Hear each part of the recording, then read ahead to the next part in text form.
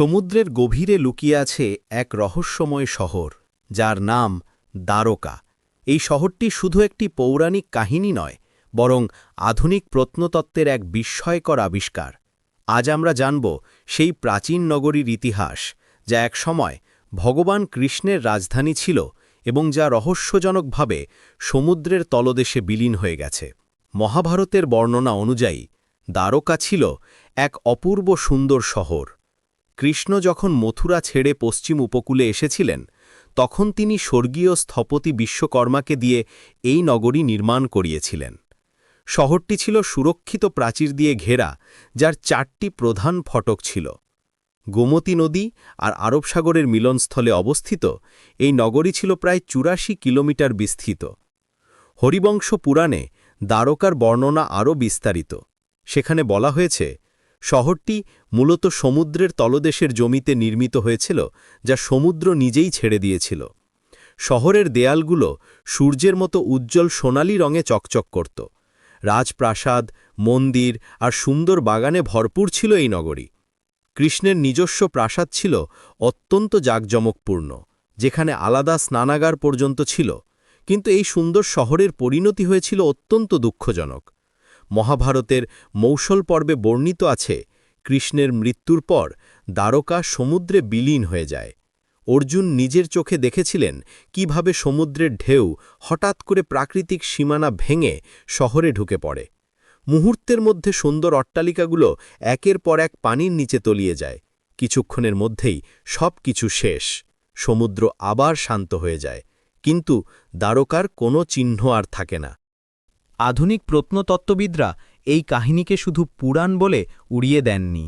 1980-র দশকে ভারতের জাতীয় সমুদ্রবিজ্ঞান ইনস্টিটিউটের মেরিন আর্কিওলজি ইউনিট দ্বারকা আর বেট দ্বারকায় পানির নিচে খনন কাজ শুরু করে।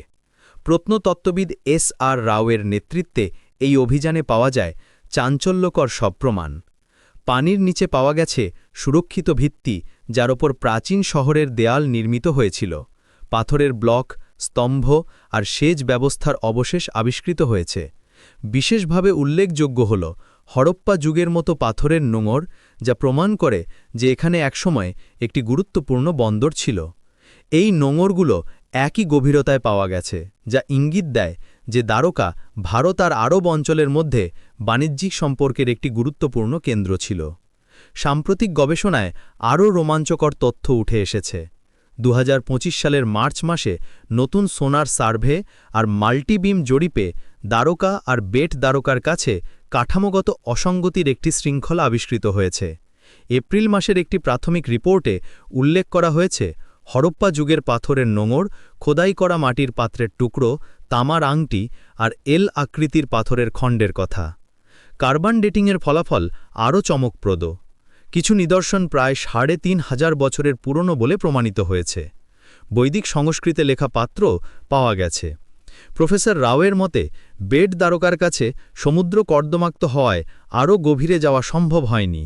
আরও 2 থেকে 5 মিটার গভীরে হয়তো কৃষ্ণের আসল দ্বারকার প্রমাণ পাওয়া যেতে পারে। বিজ্ঞানীরা বিশ্বাস করেন বর্তমান দ্বারকা আসলে 8ম সংস্করণ। আগের 7টি শহর সমুদ্রের গভীরে তলিয়ে গেছে। প্রথম দ্বারকা 15 শতকে খ্রিস্টপূর্বাব্দে সমুদ্রে বিলীন হয়েছিল, দ্বিতীয়টি 10 শতকে। এইভাবে একের পর এক শহর সমুদ্রের গ্রাসে পড়েছে। দ্বারকার এই রহস্যময় ইতিহাস আমাদের মনে করিয়ে দেয় যে আমাদের পুরাণ আর ইতিহাসের মধ্যে হয়তো অনেক সত্যি ঘটনা লুকিয়ে আছে। সমুদ্রের তলদেশে এখনও অনেক রহস্য অপেক্ষা করছে আবিষ্কারের জন্য। দ্বারকার কাহিনী শুধু একটি পৌরাণিক গল্প নয়, বরং এটি আমাদের প্রাচীন সভ্যতার এক জীবন্ত সাক্ষী।